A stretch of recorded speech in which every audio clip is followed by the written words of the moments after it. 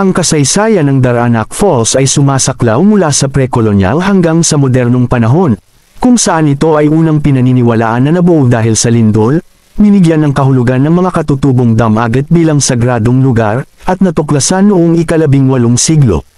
Sa kasalukuyan, ito ay sikat na destinasyon para sa mga turista, partikular na sa mga naglalakbay mula sa Metro Manila, dahil sa natural nitong kagandahan, at madalas ding ginagamit bilang shooting location para sa mga pelikula at telebisyon. Matatagpuan ang Talong Daranac sa Barangay Tandang Kutyo sa bayan ng Tanay, lalawigan ng Rizal. May taas nitong 14 na metro. Popular ito sa mga taga-Tanay at karatig na bayan, ngunit dinadayo din ng mga Manilenyo lalo at isa ang Daranac sa pinakamalapit na talon sa Metro Manila. Wala pang 2 oras na biyahe ay matitikman na ng mga taga-Maynila ang malamig at malinis na tubig na hatid ng talon na wala sa kalungsuran. Mahilig ding gamitin ang Daranac ng mga gumagawa ng sine mula pa sa mga unang taon ng pelikulang Filipino.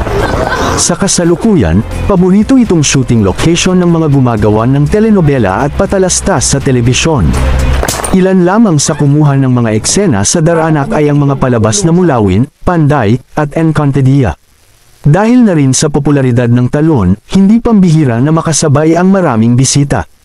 Maaaring maglibot-libot sa mga batis sa paligid na kaunti ang tao. Malapit lang din sa Daranac ang Talong Batlag, TKJ, EDVSA. Pinaniniwalaang nabuo ang talon dahil sa isang malakas na lindol na lumikha ng isang fault line, na nagresulta sa pagkitid ng ilog at pagbuo ng talon. Para sa mga katutubong damagat, ang talon ay itinuturing na sagrado dahil sa paniniwalang ang mga espiritu ng kanilang mga ninuno ay naninirahan sa ilog. Ito rin ay pinagmumula ng malinis na tubig para sa pag-inom at patubig sa mga katutubong pamayanan sa lugar. Natuklasan umano ang talon ng isang paring Espanyol na nagngangalang Father Juan Villanueva noong ika-18 siglo. Ang Daranac ay maaaring nagmula sa salitang Tagalog na Dadanak, na nangangahulugang mag-agos, shortened form ng Dumaranak, o maaari ding mula sa pariralang Dadanak ang dugo, pag-agos ng dugo, na naglalarawan sa pag-agos ng tubig sa talon.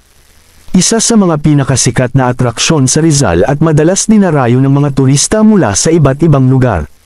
Isang paboritong lokasyon para sa mga pelikula at commercial shoots sa Pilipinas. Ang tubig sa Daranac Falls ay umaagos pababa mula sa 14 na metrong taas at lumilikha ng malinaw at turquoise na pool sa paanan nito. Nakapalibot ang talon sa magagandang tanawin ng mga puno, halaman, at batis, na nagbibigay ng isang nakakapreskong kapaligiran para sa mga bisita. Kasalukuyang pinamamahalaan ng lokal na pamahalaan ng lugar upang mapanatili ang kalinisan nito at ang natural nitong kagandahan.